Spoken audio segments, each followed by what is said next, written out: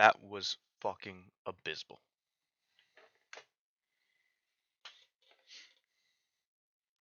I don't even know where to start with this team. Well, I do.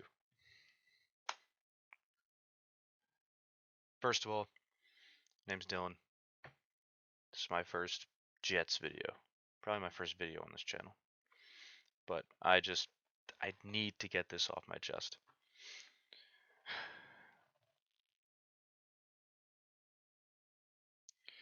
The New York Jets lose to the Denver Broncos at home with a final score of 10-9.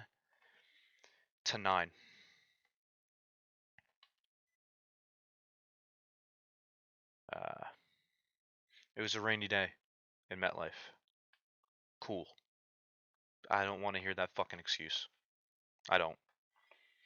Because guess what? The Denver Broncos also had to play in the rain.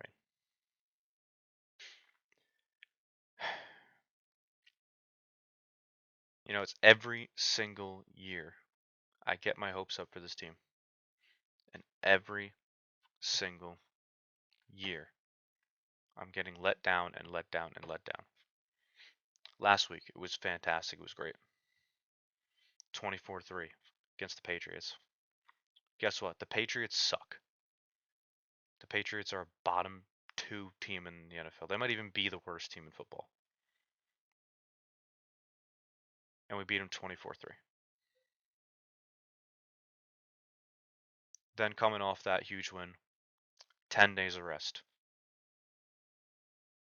At home, didn't have to travel, a mini bye, and we lay a fucking egg against the Denver Broncos, led by Bo Nix, who coming into today had 0 touchdown passes. 0. And 4 interceptions. And his stat line today, 12 of 25 for 60 yards, 1 touchdown, no picks.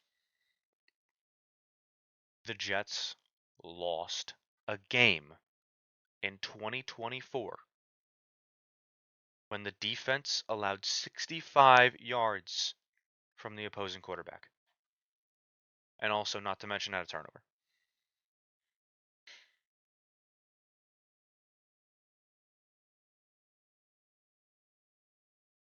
The biggest story of this game to me is the penalties. It's been an ongoing theme for the Robert Saleh-led Jets every single season that he has been the head coach of this football team. And here, I'll give you guys a rundown of the penalties. Penalties.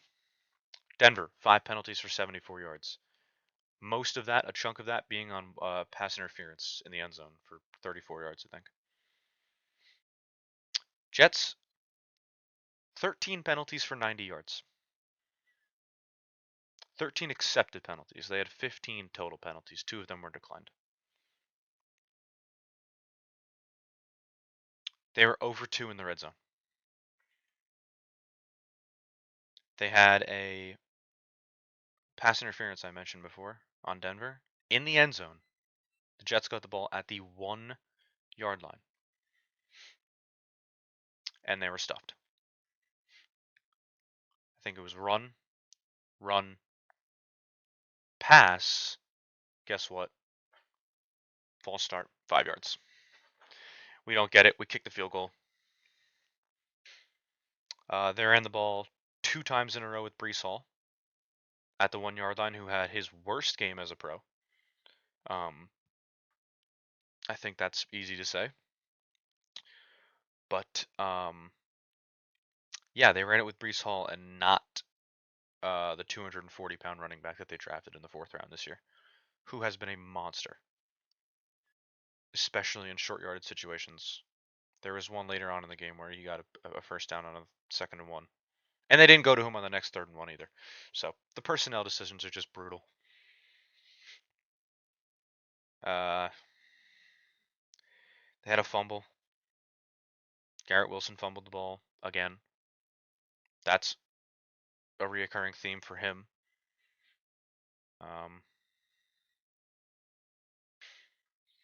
I guess we just go over the stats because just why not, right? Rodgers was 24-42 for 225 yards, no touchdowns, no picks. Not good enough. He wasn't great. He wasn't good at all today. He was bad. But I think he was not the biggest of the problems. Offensive line stunk. Gave five sacks, 41 yards lost. Just brutal. Brees Hall, 10 carries for 4 yards. 0.4 yards a carry in the NFL. Aaron Rodgers had 5 carries for 26 yards. Braylon Allen at 8 for 34. Mike Williams had 4 catches for 67 yards. Lazard had 5 for 58. Wilson 5 for 41.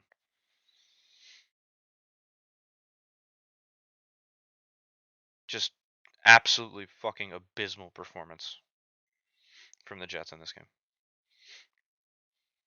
Overall, Jets had 16 first downs, 12 for the Broncos.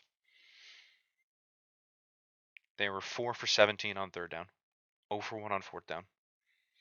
248 total yards, 3.5 yards of play, 184 yards passing, 64 yards on the ground.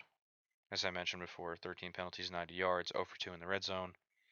Had a fumble, won the time of possession by 3 minutes. The Jets were 8.5 point favorites in this game, and they lost. You can get on Greg Zerloin. He hasn't been great. He's looked a little rough, but he missed a 50-yard kick, and that should not have come to that. You get in the end zone one fucking time in that game, and it's over. And I think that the whole point of this is to get this off my chest, this part about this Jets team that I've seen. This is the least disciplined Jets team I've ever seen. I don't know about other teams. I don't watch enough of their games. This is the least disciplined Jets team that I have ever seen. Week in and week out, every year for the past 3 years, going into now year 4, every week there's a penalty that costs them big time. 5, 6, 7 penalties. And then today up to 13. That's a reflection of the head coach, and that head coach is Robert Saleh. He needs to be fired. He has completely lost me. When he first got hired, I was a big supporter. His first 2 years, I was supporting him. He's got not a great team, bad quarterback play. Last year, Rodgers went down. I still defended him. Bad quarterback play. Bad quarterback play. There's zero excuses this year. Zero. It's either you make the playoffs and you be competitive, or you're gone. And as of right now, we were talking about Super Bowl dreams and aspirations for this year. I don't know if they're going to make the fucking playoffs. They beat the brakes off the Patriots. Cool. They got destroyed by the 49ers. They barely beat the Titans, who aren't good. And now they lose 10-9 to the fucking Broncos. And this team, I don't understand it. This team has talent. It's not talent deprived. It's not. Like, the receiver room is solid. The running back room is good. The offensive line, good. The defense started off rough, but they bounced back the last 2.5 weeks. But the team consistently comes out and puts on these performances where they look unmotivated and just they don't care. You see Salah on the sideline when something happens. What's he doing? He's doing this. He's got his headset on, and he's doing this. And then the story with how Rodgers, they want him to speed up the cadences or whatever the fuck they want him to do.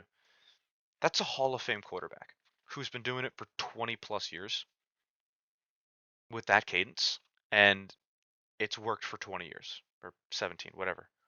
You get my point. and you just want him to change it because your offensive lineman can't figure it out. And then there was a quote at the end of the game today when they were interviewing Rodgers, asking him about the cadence, and he said, asking him about slowing down the cadences, whatever it was, something like that. And he said that's one way to do it, or you can hold them accountable. That's what it's come to. Aaron Rodgers is in press conferences saying you have to hold players accountable. And I can get on Rodgers for this game, but I won't. He was by no means good, but the guy's a Hall of Famer. He's 40. You can't expect him to be MVP Rodgers every week. And now he's banged up too. Right now he's limping off the field. He looks like he's okay, but God forbid he goes down and we have to go with Tyrod. Maybe it looks better. Who fucking knows? It won't. This team sucks. The Jets are doing Jets things right now. And I wanted to bring this up because right before I hit the record button, I just saw the deleted tweet. Actually, Sauce Gardner actually deleted this tweet. Someone commented on one of his posts saying, "Learn to tackle." And you know what his response to that was? 5+ tackles, 0 catches. Go back to watching the Giants, buddy. Okay. I love Sauce. Top 2 cornerback in the NFL. Number 1 and number 2 are on the same field today. It's him and Surtain. But this is a team game, and a lot of that relies on culture. And when you have guys worrying about their individual stats and how they did, that's a problem. Because big whoop, I gave up 0 yards. I gave up 0 touchdowns. I gave up no tackles, or I had 10 tackles. Cool. Who cares? You still lost the fucking game. You lost to the Denver Broncos. You should be embarrassed. They should be embarrassed by the effort that they put on display today. Unmotivated, unprepared, lack of discipline. I can go on and on and on and on and on about this fucking team. They make Sunday and Monday and Thursday fucking miserable every single year, every single fucking week. We got the Hall of Fame quarterback. We signed 2 receivers. We got Tyron Smith, Hall of Fame left tackle. We signed Morgan Moses. We signed John Simpson. This is the year. We're loaded up. We're loaded up. We're gonna go. We're gonna go. And guess what? What do? We lay a fucking egg against the Denver Broncos at home with 10 days to prepare for the game. 10 fucking days to prepare for this game. And you lose 10-9 to the Denver Broncos when their quarterback throws for 65 yards. The defensive line wasn't good today either. No sacks. Barely pressured him. Bo Nix just sucks. I honestly don't know where to go from here. I don't know what they're going to do. But it's safe to say I am officially off of the Robert Saleh train. He should be fired as soon as possible. He's had a long enough leash. He's won 19 games and he's lost 35. That's a fireable record. It is.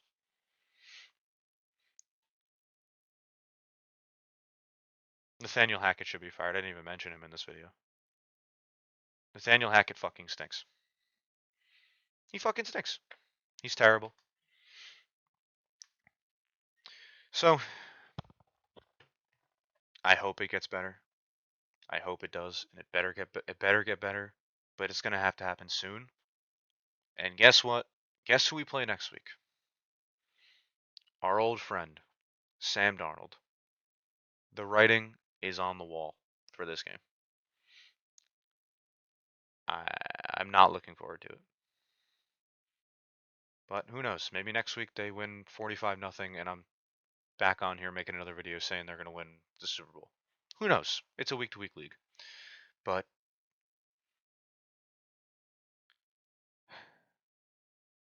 that's it. Abysmal performance today. Fucking abysmal. And I'm so sorry to all the Jets fans that went today.